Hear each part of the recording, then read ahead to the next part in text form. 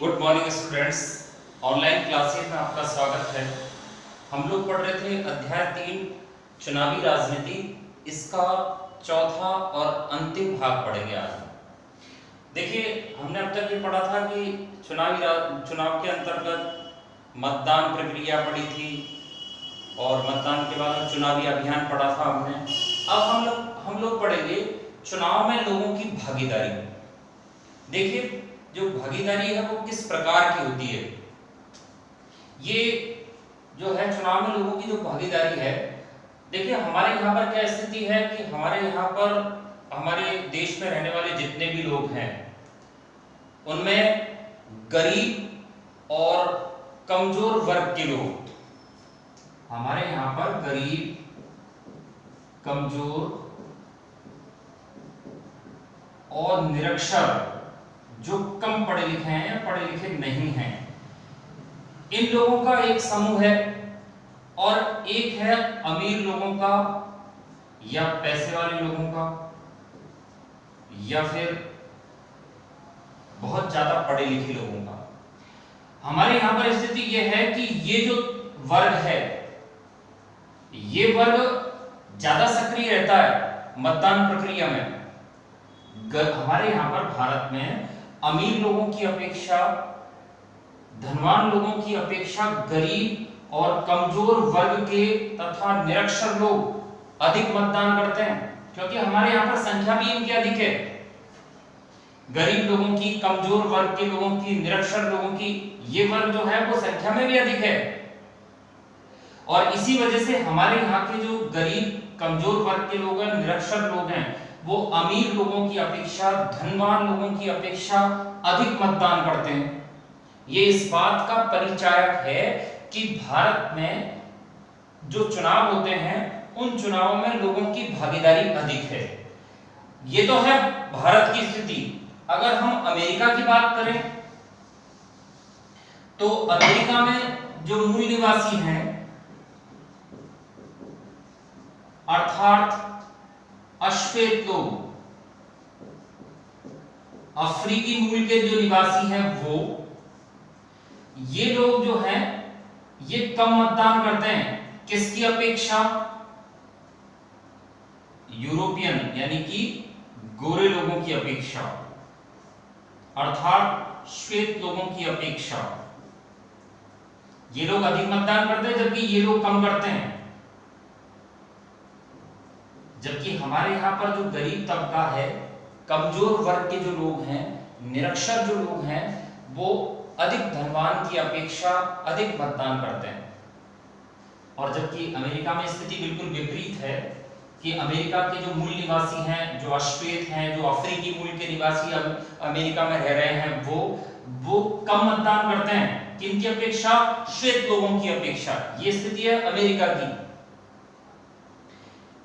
तो इसका मतलब यह है कि हमारे यहाँ पर जो जनता की भागीदारी है वो अधिक है। और हमारे यहाँ पर जो मतदान का प्रतिशत है वो भी लगभग हमेशा, हर बार, हर जो चुनाव आते हैं, नए नए जब चुनाव आते हैं तो दिन प्रतिदिन आने वाले जो चुनाव होते हैं उनमें मतदान का हमारा जो प्रतिशत है वो हमेशा बढ़ता रहता है। अब हमारे यहाँ पर जनता की जो भागीदारी है, जो वो क्या कहती है कि मतदान का प्रतिशत बढ़ गया। चुनाव के जरिए, जो चुनाव होते हैं हमारे यहाँ पर, उस चुनाव के जरिए हम लोग क्या है, जनता क्या करती है कि विभिन्न राजनीतिक दलों पर दबाव बनाती है, अपनी समस्याओं को राजनीतिक दलों के समक्ष रखती है कि भाई हम लोग आपको सपोर्ट कर देंगे, लेकिन हमारी समस्याएं ये हैं और तुम्हारा इलेक्शन आ रहा है, ये पहले हमारा ये काम होना चाहिए। तो पहले से ही क्या होता है कि जनता जो होती है वो दबाव बनाती है विभिन्न राजनीतिक दलों पर। इसका मतलब क्या है? इसका मतलब यह है कि लोगों में चुनाव को लेकर उत्साह है, एक जुनून होता है लोगों में। इसीलिए वो क्या करते हैं कि चुनाव आने से पहले जनता क्या करती है, विभिन्न राजनीतिक दलों पर दबाव बनाती है कि अगर तुम ऐसा कर दो तो हम आपको सत्ता में लाने का प्रयास करेंगे। और इसी वजह से वो जो उनका जो जोश, जुनून और उत्साह होता है जनता का, वो देखने को मिलता है चुनाव में। यही भागीदारी कहलाती है। जनता का चुनाव में, जनता का सक्रिय रूप से भाग लेना, उत्साह से उत्साहपूर्वक भाग लेना, यही भागीदारी कहलाती है। तो और हम बात करें 2004 के बाद, 2004 के बाद में भारत में लगभग 1/3 लोगों ने चुनावी गतिविधियों में भाग लिया। 2004 के बाद जितने भी चुनाव हुए, हमारी जो जनता है उस जनता का लगभग 1/3 भाग, लगभग 33% लोगों ने चुनावी प्रक्रियाओं में, चुनावी अभियानों में विभिन्न राजनीतिक दलों के साथ में भाग लिया। और एक सर्वे हुआ था हमारे भारत में, उस सर्वे के अनुसार भारत में लगभग 7 में से 1 व्यक्ति प्रत्यक्ष या अप्रत्यक्ष रूप से किसी पार्टी का समर्थन करता है। ये एक फैक्ट है ये चीज, और ये इस बात का परिचायक है, ये इस बात को इंगित करती है कि भारत में लोगों की चुनाव के प्रति जो भागीदारी है वो बिल्कुल सक्रिय है। लोग सक्रिय रूप से भाग लेते हैं चुनावी राजनीति में, चुनाव में भाग लेते हैं। इसके बाद में नेक्स्ट आता है चुनावी नतीजों को स्वीकार करना। देखो हमारे यहाँ पर क्या स्थिति होती है कि जो भी चुनाव होता है, चुनाव का अंतिम जो स्टेप है वो है चुनावी नतीजे, चुनावी परिणाम। और हमारे यहाँ पर जितने भी राजनीतिक दल होते हैं, वो राजनीतिक दल जो है वो चुनावी परिणामों को स्वीकार करते हैं, चाहे वो परिणाम के पक्ष में आए या नहीं आए, वो उसको एक जनादेश के रूप में स्वीकार करते हैं। हारने वाली पार्टी भी ये स्वीकार करती है कि भाई ये जनता का आदेश था जिसे हमें सहर्ष रूप से स्वीकार करना चाहिए। यदि इन दिनों पिछले 5 साल में यदि हमसे कोई भूल हुई है तो हम उस भूल को सुधारने की कोशिश करेंगे। इस तरह से जो पार्टी होती है, जो पार्टी भी किसी क्षेत्र में हारती है तो वो पार्टी अपनी पराजय को जनादेश समझकर स्वीकार करती है। और इसी वजह से देखो हमारे यहाँ पर क्या हुआ कि पिछले 15 वर्षों में जो सरकार चल रही थी, जिसकी भी सरकार चल रही थी, 3 में से 2 बार जो शासित पार्टी है, जिस पार्टी की सरकार चल रही थी, 3 चुनावों में से 2 चुनावों में शासित पार्टी को पराजय स्वीकार करनी पड़ी, पराजित हुई शासित पार्टी। और इस पराजय को उसने जनादेश के रूप में लिया कि जनता का आदेश है जिसे हमको सहर्ष रूप से स्वीकार करना चाहिए। इसके बाद में अमेरिका में लेकिन ऐसा नहीं है। अमेरिका में तो क्या होता है कि जो शासित पार्टी होती है, शासित पार्टी के बहुत कम लोग अपने क्षेत्र में से जो हारते ही नहीं हो, जैसे कोई प्रतिनिधि है जो शासित पार्टी का था, अब वो दोबारा से चुनाव लड़ रहा है तो उसके चांसेस बहुत कम हैं कि वो पराजित हो जाएगा। जबकि भारत में तो स्थिति यह है कि अगर कोई शासित पार्टी चल रही है, जैसे सपोज राजस्थान में कांग्रेस की सरकार चल रही है और कांग्रेस की सरकार में गहलोत जी की सरकार चल रही है, कांग्रेस की सरकार, अगर ये 5 साल पूरे होते हैं और तब चुनाव होते हैं तो कांग्रेस पार्टी जो है वो शासित पार्टी होगी। और ये यहाँ पर अभी जो जीते हुए प्रतिनिधि हैं, अब ये जीते हुए प्रतिनिधि अपने क्षेत्र में से चुनाव लड़ेंगे। हमारे यहाँ पर तो स्थिति यह है कि शासित पार्टी के जो प्रतिनिधि होते हैं वो प्रतिनिधि, लगभग आधे प्रतिनिधि अपने क्षेत्र में से ही हार जाते हैं। और ये जीता जागता उदाहरण हमने लोकसभा के चुनाव में देखा कि अमेठी से कांग्रेस पार्टी के जो अध्यक्ष थे राहुल गांधी, वो अमेठी से हार गए थे। ये हालांकि वो शासित पार्टी के नहीं थे, परंतु एक बहुत बड़ा नाम हुआ करता था, वो अपनी उस जगह से हार गए। तो कहने का तात्पर्य यह है कि हमारे यहाँ पर शासित पार्टी के जो प्रतिनिधि होते हैं वो अपने ही क्षेत्र में से लगभग आधे सदस्य तो ऐसे होते हैं जो अपने ही क्षेत्र में से हार जाते हैं। और ये इस बात का परिणाम, ये इस बात का घोतक है कि हमारे यहाँ पर ये जो उम्मीदवार होते हैं वो अपने जो चुनावी परिणाम होते हैं उन नतीजों को जनादेश समझकर, जनता का आदेश समझकर उनको स्वीकार करते हैं। नेक्स्ट पॉइंट आता है हमारा स्वतंत्र व निष्पक्ष चुनाव की चुनौतियां। देखो हमारा देश जो है लोकतांत्रिक देश है और इस लोकतांत्रिक देश में आदर्श लोकतंत्र वो तभी कहा जाएगा तब चुनाव जो हों वो निष्पक्ष और स्वतंत्र रूप से हो। हमने आपको कल बताया था कि हमारे देश में एक स्वतंत्र निकाय है जो चुनाव कराने का कार्य करती है, जिसको निर्वाचन आयोग या चुनाव आयोग कहते हैं। ये जो चुनाव आयोग है, चुनाव आयोग के सदस्यों की नियुक्ति की जाती है राष्ट्रपति के द्वारा, लेकिन एक बार नियुक्ति हो जाने के पश्चात उनको हटाना बहुत मुश्किल कार्य होता है। इनको महाभियोग प्रक्रिया के द्वारा हटाया जा सकता है, लेकिन ये प्रक्रिया जो है वो बहुत मुश्किल प्रक्रिया है।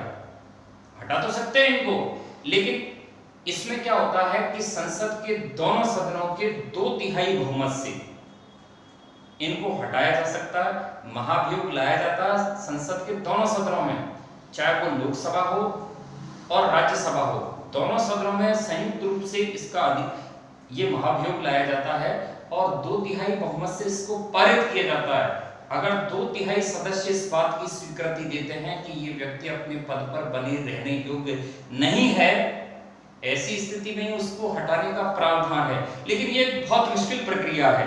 कहने का मतलब यह है कि जो निर्वाचन आयोग है और चुनाव आयोग है, भारत में स्वतंत्र और निष्पक्ष रूप से चुनाव करवाता है, लेकिन फिर भी कई बार स्थिति ये होती है कि कई इतने बड़े विशाल देश में कुछ अगर स्वतंत्र व निष्पक्ष चुनाव ना हो तो वो एक लोकतंत्र के लिए खतरा पैदा करती है। और हमारे यहाँ पर जो भी चुनाव हुए हैं उनमें कई बार कई समस्याएं निकलकर सामने आई, और वही समस्या हमारे देश में स्वतंत्र व निष्पक्ष चुनाव की चुनौतियां हैं। ये चुनौतियां हम लोग पढ़ेंगे। जैसे पहला है कि गलत तरीके अपनाकर ही चुनाव जीतना। कई बार स्थिति ये होती है कि कोई पार्टी ऐसी होती है जो रिश्वत देकर, पैसे देकर वोट हासिल कर लेती है, अपनी शक्ति के बल पर, गुंडों के बल पर या अवैध तरीके से, फर्जी तरीके से मतदान करवाकर और वो विजय हासिल कर लेती है। लेकिन ये जो इस तरह से वारदात करना है वो है तो बहुत मुश्किल, क्योंकि हर व्यक्ति नहीं करवा सकता इसको। लेकिन एक चीज ये है कि गलत तरीके अपनाकर अगर कोई पार्टी का उम्मीदवार या कोई जनप्रतिनिधि या कोई किसी पार्टी का प्रतिनिधि या उम्मीदवार अगर इस तरह के गलत तरीके वो अपनाता है तो उसका जीतना मुश्किल है। जरूरी नहीं है कि वो जीत ही जाएगा, लेकिन कुछ ऐसे तरीके अपनाकर उसकी जो स्थिति है वो उसके प्रतिद्वंदी से मजबूत बन जाती है, और यही मजबूती जो है वो हो सकता है कि चुनावी परिणाम में उसको विजयी घोषित करवाए। तो ये एक हमारे सामने चुनौती है कि कुछ लोग ऐसे भी होते हैं जो गलत तरीके अपनाकर और फिर चुनाव को जीत जाते हैं। तो ये हमारे लिए स्वतंत्र चुनाव के लिए चुनौती है। सेकंड है, कुछ इलाकों में आपराधिक लोग टिकट पाने में सफल हो जाते हैं। हमने आपको बताया था कि उम्मीदवार अपना नामांकन भरता है और नामांकन भरने के साथ में वो जिस पार्टी को समर्थन करता है उस पार्टी के लिए वो अप्लाई करता है कि भाई मुझे आपकी पार्टी से टिकट मिलना चाहिए, चिन्ह मिलना चाहिए। और पार्टी के पास में कई लोग आते हैं। ऐसा नहीं है कि एक क्षेत्र से एक ही व्यक्ति पार्टी का टिकट लेने के लिए जाता है, कई लोग जाते हैं, कई लोग दावेदार होते हैं। और ऐसे समय में क्या होता है कि कई बार स्थिति होती है कि कुछ इलाकों से यदि किसी आपराधिक प्रवृत्ति वाले व्यक्ति को टिकट मिल जाता है तो वो जाहिर सी बात है कि वो सीधे तरीके से मतदान नहीं होने देगा, वो गलत तरीके अपनाएगा ही अपनाएगा। और जब गलत तरीके अपनाएगा वो, तो सामने वाला जो उसका प्रतिद्वंदी है वो तो उसकी तरह होगा नहीं। और ऐसी स्थिति में क्या है कि स्वतंत्र और निष्पक्ष रूप से चुनाव परिणाम सामने नहीं आ पाते। तो ये भी हमारे लिए चुनौती है, हमारे स्वतंत्र और निष्पक्ष चुनाव की चुनौती। नेक्स्ट है, कई बार स्थिति ये होती है कि जो बड़ी बड़ी पार्टियां होती हैं, ये जब किसी उम्मीदवार को या किसी प्रतिनिधि को अपना पार्टी टिकट देती हैं या अपनी पार्टी का चिन्ह देती हैं, इसका मतलब ये है कि वो उस उम्मीदवार को अपनी पार्टी की तरफ से कुछ फंड भी देती है। और इसी वजह से क्या होता है, फंड देती हैं तो उनको फिर थोड़ी सी आर्थिक मदद भी मिल जाती है। और चुनाव प्रचार के जो बैनर्स वगैरह होते हैं या फिर जो भी संसाधन होते हैं वो संसाधन पार्टी उपलब्ध कराती है उन प्रतिनिधियों को। तो कई बार स्थिति ये होती है कि कई बार पार्टियां क्या करती हैं कि अपने नाते रिश्तेदार या अपने सगे संबंधी जो होते हैं, अपने जो मिलने वाले होते हैं, केवल उन्हीं को ही वो टिकट देती है, जिससे क्या होता है कि जो ईमानदार लोग हैं और जो वास्तव में जनता की भलाई करने वाले जो नेतृत्व रखने वाले जो लोग हैं, उनको वो टिकट नहीं मिल पाता और इसी वजह से वो चुनाव हार जाते हैं। तो ये भी हमारे लिए विशेष चुनौती है कि पार्टियां जो होती हैं, वो कई पार्टियां ऐसी होती हैं जो अपने नाते रिश्तेदार, अपने सगे संबंधी, इन्हीं को अपनी पार्टी का टिकट देती है। नेक्स्ट चीज आती है कि कई बार लोगों के समक्ष कमजोर विकल्प होते हैं। जैसे हमारे क्षेत्र में से 2 प्रतिनिधि खड़े हो गए, दोनों अलग अलग पार्टी से। अब दोनों ही पार्टी के जो उम्मीदवार हैं, वो दोनों को ऐसा को टिकट दे दिया जो जनता को पसंद नहीं है, दोनों ही। यानी कि जनता के समक्ष दोनों विकल्प, तो दोनों बड़ी पार्टियों को जो विकल्प मिले थे वो दोनों ही कमजोर हैं। ऐसी स्थिति में जनता अनचाहे ढंग से मतदान करती है, जो उनको पसंद नहीं है उस व्यक्ति को, क्योंकि उनको वोट देना, या तो वो वोट नहीं देंगे और देंगे भी तो मन मार कर वो वोट देंगे। तो जो एक स्वतंत्र और निष्पक्ष चुनाव है वो यहाँ पर नहीं हो पाता। तो ये भी हमारे लिए एक चुनौती है। इसीलिए पार्टी को ये चाहिए कि वो एक ऐसे व्यक्ति को प्रतिनिधि के रूप में अपना चिन्ह आवंटित करे, अपना टिकट दे, जो वास्तव में जनता की भलाई करने वाला हो, जनता का नेतृत्व रखने वाला हो, जो वास्तव में ईमानदार व्यक्ति हो। नेक्स्ट आता है कि बड़ी पार्टियों की अपेक्षा जो छोटी पार्टियां हैं या फिर निर्दलीय लोग जो होते हैं, उनको इन चुनावी परिणामों में परेशानी का उठानी पड़ती है। क्योंकि मैंने आपको अभी बताया था कि बड़ी पार्टियां जो होती है, जैसे कांग्रेस पार्टी और बीजेपी पार्टी, किसी भी क्षेत्र में से जब चुनाव होते हैं तो कांग्रेस और बीजेपी पार्टी के जो प्रतिनिधि होते हैं वो अपनी पार्टियों में अप्लाई करते हैं कि भाई हमको टिकट मिलना चाहिए, हमको चिन्ह मिलना चाहिए। वो इसलिए करते हैं क्योंकि ये जो प्रमुख राजनीतिक दल होते हैं वो अपने उम्मीदवार को, जिसको वो अपना चिन्ह दे रहे हैं, अपना टिकट दे रहे हैं, उसको वो कुछ आर्थिक सहायता या फिर चुनावी संसाधन उपलब्ध कराते हैं जो चुनाव प्रचार के दौरान काम आते हैं। तो इसका तात्पर्य यह है कि उन लोगों को कुछ आर्थिक सहायताएं उपलब्ध हो जाती हैं, वो संसाधन उपलब्ध हो जाते हैं उन लोगों को। लेकिन छोटी पार्टियां जो होती हैं वो अपने प्रतिनिधियों को इस प्रकार के संसाधन उपलब्ध नहीं करा पाती। और इसी प्रकार से अगर कोई निर्दलीय व्यक्ति है जो उम्मीदवार के रूप में खड़ा हुआ है, वो किसी भी दल से नहीं है, उसको तो सारा पैसा खुद को ही लगाना पड़ता है। अब मान के चलो वो एक व्यक्ति ईमानदार खड़ा हो गया, वो एक जनप्रतिनिधि के रूप में खड़ा तो हो गया वो, लेकिन उसको दूसरे उम्मीदवारों की तरह उस चुनाव में पैसा खर्च करना है, संसाधन उपलब्ध करने हैं, बैनर वगैरह, झंडे वगैरह और चुनाव प्रचार के दौरान जो भी उनको खर्चा है वो उसको करना है।